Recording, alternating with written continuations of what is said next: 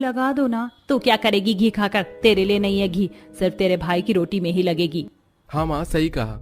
इसकी रोटी में घी लगाने की जरूरत नहीं, वैसे ही इतनी काली है। और घी खा खा के और मोटी हो जाएगी। काले रंग होने के चक्कर में वैसे भी लड़के वाले इतना दहेज मांगते हैं, और अगर मोटी हो गई तब तो पता नहीं कितना मांगेंगे। वैष्णवी का काला रंग होने के कारण उसकी माँ और उसके चारों भाई उसके साथ बहुत भेदभाव करते थे। ऐसे ही कुछ दिन गुजरते हैं और पुष्पा के चारों बेटों को देखने के लिए लड़की वाले आते हैं। मुझे अपनी चारों बेटी के लिए आपके ये चारों बेटे बेहद पसंद हैं। हमारी तरफ से रिश्ता पक्का समझे।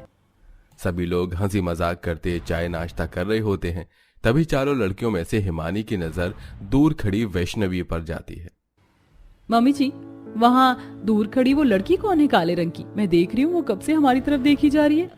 वह हमारे घर की नौकरानी है बेटी। अच्छा, नौकरानी। हाँ हाँ, नौकरानी ही है। तुम चाय नाश्ता करो ना। कुछ देर बाद गंगा अपनी चारों बेटी का रिश्ता पक्का करके वहां से चली जाती है। क्योरी, तुझे कहा था ना अपना ये काला थोपड़ा लेकर अपने कमरे में रहने को, लेकिन तुझे बात समझ नहीं आई। लड़की वालों के पास आना जरूरी था अपना ये काला कलूटा मुंह लेकर। गलती हो गई माँ, माफ कर दो। कुछ दिनों बाद पूरी विधि विधान के साथ पुष्पा के चारों बेटों की शादी हो जाती है। पुष्पा गृह प्रवेश करती हुई। बाप रे बाप, मेरी चारों बहू कितनी गोरी हैं, दूध की तरह पूरा मक्खन मलाई शरीर है मेरी बहू का तो। और मेरी एक खुद की बेटी है एकदम काली कलूटी। आओ बहू, घर के अंदर आओ। पुष्पा की चारों गोरी बहू घर के अंदर आती हैं और अपने कमरे में आराम करने जाती हैं। वहीं दूसरी तरफ पुष्पा अपनी बेटी के कमरे में जाकर। मेरी बात ध्यान से सुन। तेरी चारों गोरी भाभी के आगे मैंने तुझे नौकरानी बताया है, तो नौकरानी की तरह सुबह जल्दी उठकर घर के सारे काम को निपटा लियो। जी माँ, मैं घर के सारे काम कर लूंगी। अगले दिन सुबह वैष्णवी उठकर घर के सभी कामों को करने लग जाती है। वो सारे झूठे बर्तन धोती, झाड़ू लगाती है, सारे गंदे कपड़े धोती है। वहीं दूसरी तरफ उसकी चारों गोरी भाभी रसोई में आती हैं। अरे नौकरानी ने तो सारा खाना बना दिया, अब हम क्या करें? चलो हम लोग माँ जी के कमरे में चलते हैं, उनसे थोड़ी बातें करेंगे। चारों बहू अपनी सास के कमरे में आती हैं, जहां उनकी सास होती ही नहीं। अरे माँ जी तो है ही नहीं, कहीं गई होंगी। ये देखो यहाँ पर फोटो एल्बम रखा हुआ है, चलो देखते हैं। चारों बहू मिलकर फोटो एल्बम को देखने लगती हैं, जहां हर दूसरे फोटो में उन्हें वैष्णवी परिवार के साथ नजर आती है। अरे यार, ये लड़की हमारे परिवार की हर तस्वीर में क्यों है? हर पूजा पाठ, बर्थडे पार्टी, शादी जैसी हर खुशी के मौके में इस लड़की की फोटो हमारे परिवार वालों के साथ। ऐसा लग रहा है जैसे कि ये नौकरानी नहीं, हमारे घर की ही सदस्य है। चलो ये बात हम उसी से पूछ कर आते हैं, आखिर वो है कौन। चारों बहू हॉल में आती हैं, जहां वैष्णवी झाड़ू लगा रही थी। तभी पड़ोस की बबीता घर में घुसती हुई। अरे वैष्णवी, चार चार सुंदर गोरी भाभी आने के बाद भी तू नौकरानी की तरह घर में काम करे। अरे अब तो अपनी भाभी को बोल तेरे कामों में मदद करे। क्या कहा? भाभी? पर हमारी तो कोई नंद है ही नहीं। ये सब कुछ सुनकर वैष्णवी झाड़ू पटक कर वहां से रोती हुई अपने कमरे में चली जाती है। मुझे नहीं पता क्या हुआ ये सब, पर मैंने जो भी कहा वो सच कहा है। वो तुम्हारी नंद है, मैं जा रही हूँ, अपने रिश्ते को संभालो।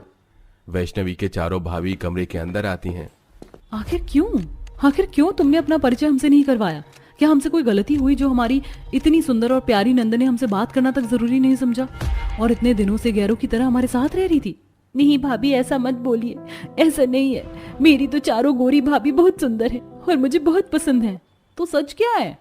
वैष्णवी अपनी माँ भाई की सारी बातें अपनी चारों भाभी से कहती है। मुझे विश्वास नहीं हो रहा, हमारे पति की सोच ऐसी है और हमारी माँ, उन्होंने तुम्हारे काले रंग की वजह से तुम्हें इस घर की नौकरानी बनाकर रखा है और हमें भी नौकरानी ही बताया। बातचीत इतनी बढ़ जाती है कि धीरे धीरे घर का हर सदस्य वहां एकत्रित हो जाता है। आखिर क्यों माँ जी, आपने ऐसा क्यों किया? और तुम चारों भाई अपनी बहन को काली होने की वजह से कोस रहे थे और अपनी माँ को रोकने की बजाय उनका साथ दे रहे थे। तो और क्या करते, इतनी काली है, ऊपर से न तो इसका कोई रिश्ता हो रहा है, और काले रंग की वजह से तुम्हें पता है लोग लाखों की मांग करते हैं दहेज की। बोझ हो गया है हमारे लिए इसका ये काला रंग। चुप करिए आप लोग, खबरदार अब एक लफ्ज भी अपने मुंह से निकाला हमारी नंद के लिए। हमारी नंद कैसी भी हो हमारे लिए बेहद प्यारी है। उस दिन के बाद से वैष्णवी के चारों गोरी भाभी उसे बेहद प्यार से रखने लगती हैं। एक दिन चारों भाभी मिलकर खाना बनाकर वैष्णवी के कमरे में लेकर आती हैं। वैष्णवी, आओ खाना खा लो। मेरा खाना कमरे तक लाने की क्या जरूरत थी, मैं खुद आकर खा लेती रसोई में खाना भाभी। वो बात अलग थी वैष्णवी, जब तुम अकेले कोने में बैठकर खाना खाती थी, पर अब हम अपनी प्यारी ननद को खाना अपने हाथ से खिलाएंगे। अब चारों गोरी भाभी मिलकर अपनी काली नंद को अपने हाथ से खाना खिलाती हैं। पानी पिलाती हैं। वैष्णवी अब अपनी चारों गोरी भाभियों के साथ खुश रहने लगी थी। इसी तरह एक दिन सुबह, वैष्णवी तैयार हो जाओ, आज हम पांचों शॉपिंग मॉल जा रहे हैं घूमने के लिए। इस काली कलूटी के साथ जाओगी शॉपिंग मॉल? बेइज्जती हो जाएगी तुम लोगों की। माँ जी, इसकी चिंता आपको करने की कोई जरूरत नहीं। हमारी ननद बेहद खूबसूरत और प्यारी है, हम उसके साथ ही शॉपिंग मॉल जाएंगे। अब तैयार होकर वैष्णवी अपनी चारों गोरी भाभी के साथ शॉपिंग मॉल जाती है, जहां पर वैष्णवी तरह तरह के कपड़ों को ट्राई करती है। वैष्णवी, ये ड्रेस तुम पर बहुत अच्छी लग रही है, बहुत प्यारी लग रही हो तुम। शुक्रिया भाभी, आज से पहले कभी मेरी किसी ने इतनी तारीफ नहीं की। आप चारों बहुत अच्छी हो। शॉपिंग मॉल से बाहर आने के बाद सामने एक ठेले पर भेलपुरी बिक रहा होता है। वैष्णवी, तुम्हें भेलपुरी खाना पसंद है? मुझे तो बहुत पसंद है, तुम कहो तो खाने चले। अरे भाभी, इसमें पूछने वाली क्या बात है, मुझे भी बहुत पसंद है। चलिए ना, खाते हैं मसालेदार चटपटी भेलपुरी। अब अपनी चारों भाभी के साथ खुशी खुशी वैष्णवी भेलपुरी खा रही होती है। तभी वहां से गुजरता एक लड़का। अरे ओ काली कलोटी बैंगन लोटी, लगता है धूप की सारी किरणें तेरे मुंह पर ही पड़ गई हैं। बाप रे, कितनी काली है, कभी फेयर एंड लवली भी लगा लिया कर। अरे ओ, तूने अपनी शक्ल देखी है? चूसे हुए आम जैसी शक्ल तेरी है, सड़े हुए केले के छिलके जैसा तेरा शरीर है। ये चप्पल देख रहा है? इतना मारूंगी ना, कल ठिकाने आ जाएगी तेरी।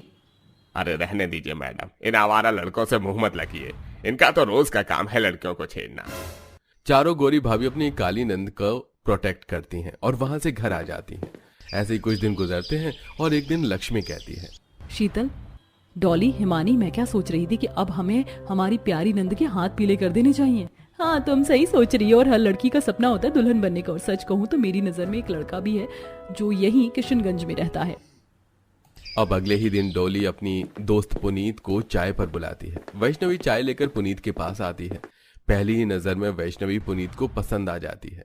डॉली के कमरे में जाकर पुनीत डॉली से कहता है, डॉली, ये लड़की कौन थी?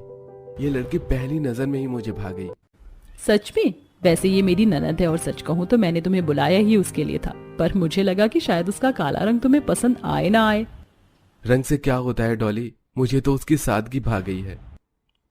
अब ये बात वैष्णवी को पता चलती है। वैष्णवी बहुत खुश होती है और कुछ दिनों में पूरी विधि विधान के साथ पुनीत और वैष्णवी की शादी हो जाती है। वैष्णवी की विदाई हो रही होती है, तभी वैष्णवी अपनी चारों भाभी से कहती है, माँ, जो प्यार आपने मुझे कभी नहीं दिया, वो सारा प्यार मुझे मेरी इन चारों भाभियों से मिला। मेरी चारों भाभियों के आने के बाद मेरा एक एक सपना पूरा हुआ है, और आज मेरी शादी भी हो गई। शुक्रिया भाभी, हर कदम पर मेरा साथ देने के लिए। बेटी, जाते जाते अपनी माँ को माफ करती जा। मैं जानती हूँ मैंने तेरे साथ बहुत बुरा किया। कोई बात नहीं माँ, आप बड़ी हैं, आप माफी मत मांगिए। अच्छा बस, अब आप सभी अपने गिले शिकवे खत्म कीजिए और मेरी प्यारी नंद को खुशी खुशी उसके ससुराल विदा कीजिए। पुनीत, मेरी प्यारी नंद का हमेशा ख्याल रखना। जी बिल्कुल, मैं हमेशा ख्याल रखूंगा। अब काली नंद अपने ससुराल में हंसी खुशी रहती है और अपनी भाभियों से भी मिलने आया करती है। जो मैंने दूध में चीनी पत्ती डाल दिया, जैसे ही चाय में थोड़ा उबाल आ जाए तो अदरक लौंग इलायची कूट कर डाल देना। इतने में लड़के वालों को देख कर आती हूँ, आए कि नहीं। ठीक है मम्मी। मनोरमा के किचन से बाहर जाते पसीने में अंजू चाय खौलाते हुए खिटपिट करती है, इतनी चिलचिलाती गर्मी में चाय कौन पीता है? इससे तो अच्छा मम्मी माजा या स्लाइस की ठंडी बोतल मंगा लेती, फालतू में चाय बनाने का झमेला ही नहीं पालना पड़ता। ये है हमारी प्यारी अंजू, जिसकी गर्मी के मौसम में चाय से कुछ खास बनती नहीं। आज अंजू को देखने लड़के वाले आने वाले थे। पंडित जी, काफी टाइम निकल गया। लड़के वालों ने तो 11 बजे का टाइम देखा देखी का दिया था, अभी तक आई नहीं। हाँ जी, हाँ जी सुनील भाई साहब, मेरी अभी अभी उनसे बात हुई थी। लड़के वाले बस पहुंचने वाले हैं। सच मानिए मनोरमा भाभी, सुनील भाई साहब, इस परिवार से रिश्ता जोड़कर आपकी बेटी दूध का कुल्ला करेगी, क्योंकि लड़के वाले दूध के कारोबारी है। दो दूध की डेयरी चलती है उनकी। पंडित जी, फिर तो लड़के वाले रजकर दूध दही घी मक्खन खाते होंगे। जी बिल्कुल सही पकड़े हैं मनोरमा जी। तभी शोभा बनवारी पसीने में भीगी परिवार के साथ आते हैं। नमस्कार जी, नमस्कार पंडित जी, नमस्कार। नमस्कारी बनवारी जी, अरे बड़ी लंबी उम्र है आपकी। अभी आपकी ही चर्चाएं चल रही थी। पधारिए पधारिए। ये लीजिए, होने वाली समधिन जी, ये रबड़ी पेड़े आपके परिवार के लिए खास अपने डेयरी के शुद्ध दूध से हलवाइयों से बनवा कर लाए हैं, चक्कर बताइएगा। धन्यवाद भाई साहब जी, मगर इतनी सारी मिठाई बनवा कर लाने की क्या जरूरत थी? आप लोग बैठिए। भाई साहब, बहन जी, क्या क्या पियेंगे आप लोग, ठंडा या गरम? वैसे आप लोग पसीने पसीने हो रखे हैं, बर्फ वाली शिकंजी बनवा लूं? अरे नहीं नहीं समधी जी, शिकंजी रहने दीजिए, चाय पी लेंगे। कुछ देर में अंजू सबको चाय नाश्ता परोसती है। तभी जेठानी के दोनों बच्चे चाय की भरी कप उठा लेते हैं। ये चाय तो मैं पीऊंगी। देख देख पलक, तुझसे भी ज्यादा चाय मेरे कप में है। हे भगवान, इस घर के बड़ों के आगे तो बच्चे फेल हैं। देखो कैसे भर भर कर चाय पी रहे हैं। भाई साहब, आपकी बिटिया ने चाय तो फर्स्ट क्लास बनाई है। हमारी तरफ से तो रिश्ता फिक्स है। अरे बधाई मनोरमा भाभी जी। अब तो जल्दी से आपको मोतीचूर के लड्डू खिला दीजिए। जब दोनों परिवारों को लड़का व लड़की पसंद है तो छेका कर लीजिए। दोनों परिवार वाले अंजू प्रेम की मंगनी कर देते हैं और कुछ दिनों में धूमधाम से शादी करके अंजू ससुराल आ जाती है। हे भगवान, इस भारी भरकम लहंगे में मुझे तो भयंकर वाली गर्मी लग रही है। काश कोई चिल्ड नींबू पानी बना कर दे देता। जूली बहू, ये लो आरती की थाली, अपनी देवरानी का स्वागत करवाओ। जी मम्मी जी, आइए मेरी प्यारी प्यारी देवरानी जी, आपका खूब स्वागत है। कलश गिराकर अंजू गृह प्रवेश करती है। शोभा जी, आज तो बड़ी तगड़ी गर्मी है। मेरा तो टप टप पसीना चू रहा है। मैं तो चला एसी की हवा खाने। बड़ी बहू, एक कप कड़क चाय बनाकर मेरे कमरे में पहुंचा देना। चाय पी लूंगा तो थकान मिट जाएगी। जी अच्छा पापा जी, आप में से किसी और को चाय पीना है? चंचल चारू दोनों चाय पियोगे ना? ऑब्वियसली भाभी, इसमें कोई पूछने वाली बात है क्या? मेरे लिए तो बड़े कप से बनाना चाय। गर्मी में भी अपने ससुराल में चाय पीने का सुरूर चढ़ा देखकर अंजू मन में खिटपिट करती है। हे भगवान, इतने हाई टेम्परेचर की गर्मी में मेरे ससुराल वाले चाय पियेंगे। देवरानी जी, आप भी चाय पियोगी? जी नहीं जेठानी जी, मेरी चाय मत बनाइएगा, नींबू पानी पी लूंगी। जेठानी जूली सबके लिए चाय बनाती है और अंजू को ठंडा नींबू पानी बना कर देती है। इसी तरह अंजू का उसके ससुराल में अगला दिन चालू होता है। जैसे वह किचन में आती है तो दो बड़े बड़े पतीलियों में भरा हुआ दूध रखा देखती है। इस पतीले में तो कितना सारा दूध पड़ा है। लगता है आज मेरी पहली रसोई है ना, तो सासू जी ने खीर और मिठाई बनाने के लिए मंगवाया होगा। इतने में सास जेठानी अंदर आती हैं। प्रणाम माँ जी, मैं आपके पास पूछने आ रही थी। मैं सोच रही हूँ सबके लिए छोले पूरी, मटर पनीर पुलाव के साथ शाही टुकड़ा, रसमलाई वगैरह भी बना लूं।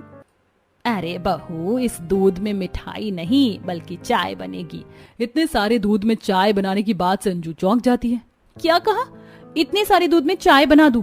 माँ जी, तो काफी ज्यादा हो जाएगा। देवरानी जी, हम लोग स्पेशल चाय पीते हैं तो सुबह की चाय में 10 किलो दूध की खपत हो जाती है। एक एक बंदा 4-5 कप चाय पीता है। बहू, अब सारा सामान बाहर ले चल, वहीं चूल्हा डाला हुआ है, उसी पर बनाना है। अच्छे से अदरक, इलायची, लौंग कूट कर डालना, जायका आए ताकि। जी मम्मी जी। चिड़चिड़ करते हुए अंजू चीनी, चाय पत्ती, भगोना, छन्नी, कप आंगन में लाती और चाय चढ़ाकर आटा गूंथने लगती है। भैंस की आंख, इतनी गर्मी में इतना सारा चाय बनाकर मैं तो पसीने में नहा गई। कहाँ फंस गई? अंजू, और कितना टाइम लगाओगी यार? फटाफट से चाय पराठे ले आओ। खाकर मुझे ऑफिस भी निकलना है, लेट हो रहा है। सचमुच बहू, तूने बड़ा टाइम लगा दिया। अरे चाय बनाने को बोला था तुझे, कौन सी बीरबल की खिचड़ी बनाने में लग गई? जी बस बन गई। मम्मी जी लाई। पसीने में तरबतर अंजू बड़बड़ करते हुए चाय छानती है। हे भगवान, मेरे चाय के चासूड़ ससुराल वालों को बस चले तो इसी में डूब मरे। चाय नहीं हो गया, बवाल हो गया। अंजू चाय परोसती है, सब लोग सुड़ सुड़ करके चाय पीते हैं।